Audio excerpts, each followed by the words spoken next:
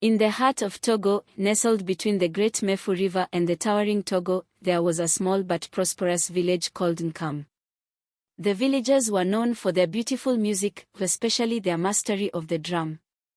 However, there was one drum that no one dared to touch, the Ngwandi, an ancient drum said to carry a powerful curse. According to legend, the drum once belonged to King Mbala, a cruel ruler who angered the spirits. Before his fall, he hid his spirit inside the drum, vowing that whoever played it would awaken his wrath.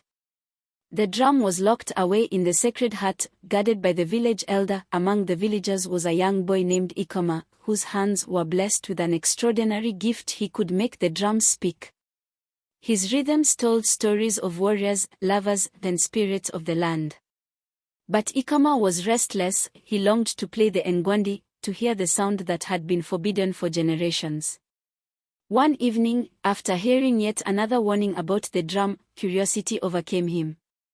He sneaked into the sacred hut, eyes wide with wonder. His fingers trembled as he struck the first beat. As soon as the drum resonated through the village, a powerful wind blew, snuffing out all the torches. The ground trembled, and a dark shadow rose from the drum. It was the spirit of King Mbala, now free from his prison. Ekema fell to his knees, his heart pounding. The elders gathered quickly, consulting the wise woman, Mama Fola, who had lived for over a century. She sighed heavily and said, "The spirits are angry. The boy has disturbed the sacred balance. To restore peace, he must journey to the hidden shrine of the mountain spirits and seek their forgiveness." With only a small bag of provisions and a staff, Ekema set off on his journey. The first challenge came swiftly. He had to cross the enchanted Mefou River, where the water spirits tested all who dared enter. As he stepped into the water, he heard whispers, "Drummer boy, why do you seek the spirits?" "I wish to undo my mistake," Ekema replied humbly. The spirits, seeing his sincerity, parted the river and let him through. Beyond the river lay the forest of echoes, a place where lost souls whispered regrets. As Ekema walked, voices called to him, luring him deeper.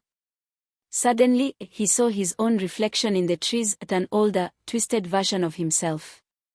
The voice spoke, "Turn back, Ekema. Your fate is sealed." But Ekema clenched his fists. "I will not be swayed by fear." He struck his drum, and the echoes shattered, revealing the path forward. As he reached the base of the mountain, he met a sly, shape-shifting spirit named Itumba. "You wish to see the mountain spirits? First, you must beat me in a game of riddles," the spirit sneered. Itumba's riddle was cunning. "I have rivers but no water, mountains but no stone, and cities but no people. What am I?" Ekema thought hard, then smiled. "A map." The spirit groaned, impressed yet disappointed, and allowed him to pass. At the mountain's peak stood an ancient warrior, the guardian of the spirits. "You come seeking forgiveness," he said. "But do you understand your crime?" Ekema nodded. "I let my pride and curiosity bring misfortune to my people." The guardian pointed to a cave. "Then enter and play your drum for the spirits." Inside the sacred cave, the spirits appeared, great glowing beings, their eyes full of wisdom. "You dare ask for our mercy," one of them boomed. Ekema swallowed his fear and began to play. This time, his beats were not for pride, but for repentance. The spirits swayed to his music, listening to his sorrow. Finally, they spoke. "We shall forgive the village, but the cursed drum must be sealed forever." Ekema, now wiser, descended the mountain. Ekema rushed to the sacred hut, where the Ngwandi drum still sat. With a deep breath, he struck it one last time. A deafening roar filled the air as King Mbala's spirit was pulled back into the drum. The winds howled, and the land shook. The spirit's magic sealed the drum with golden chains, never to be played again. Peace returned to Nkum, and the villagers embraced Ekema, no longer just a boy but a hero. The elders decreed that curiosity should never overpower wisdom. From then on, the village told Ekema's story as a warning and a lesson: one should never seek power without understanding its consequences. As for Ekema, he continued to drum, but now with a newfound respect for the spirits and the old ways. And as the wind passed through the village at night, some swore they could still hear a faint beat, one last whisper from the forbidden drum. Peace had returned to Nkum, and the people began to rebuild their village, but something was wrong.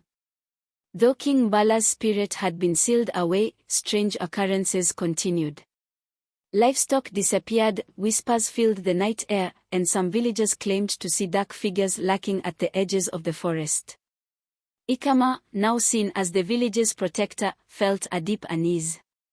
He realized that sealing the drum had not ended the curse, it had merely contained it. Determined to uncover the truth, Ekema sought out the oldest living seer in the region, a blind sage named Ngano, who lived deep within the caves of the Aboto Hills. The journey was treacherous, but with his drum and the wisdom. When he arrived, Ngano greeted him as though she had been expecting him. "You come seeking answers," she rasped. "But do you understand the nature of what you have done?" She led him to an ancient mural carved into the rock depicting a story older than even the village of Nkum. It showed a mighty ruler wielding a drum of great power, but beside him stood a woman holding a staff crowned with a serpent's head. "The drum is only half of the curse," Ngano explained. "To truly end Mbala's reign, you must find the serpent's staff and use it to sever his connection to the land." Armed with this new knowledge, Ekema ventured into the deepest part of the jungle, where the mythical serpent's staff was said to be guarded by the great python spirit, Mboa. Legend spoke of how the serpent could see into the hearts of men, devouring those unworthy. As he neared the lair, Ekema felt the presence of something immense coiling around the trees. The ground rumbled, and from the shadows, Mboa's glowing eyes emerged. "Why do you seek the staff?" the serpent hissed.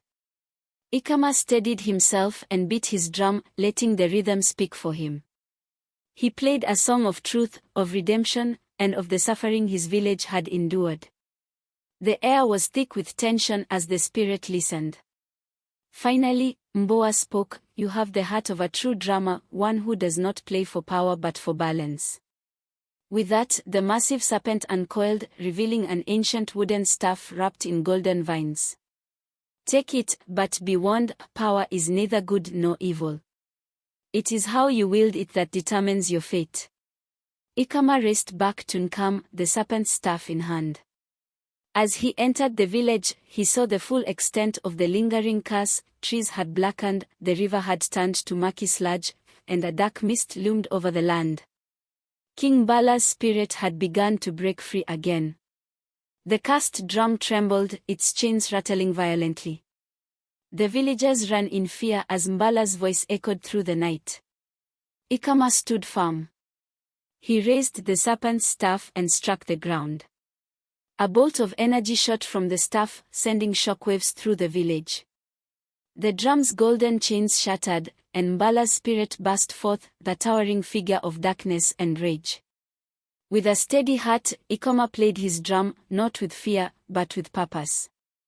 The beat synchronized with the energy of the staff, creating a force greater than Mbala's own magic. The dark spirit screamed as the vibrations tore through his form, unraveling his existence. The cursed drum crumbled into dust, and a golden light spread across the village, restoring its natural balance. The people of Nkum cheered, their spirits lifted for the first time in ages. Ekema, exhausted but victorious, looked at the sky. He had not only freed his people, he had changed the course of history.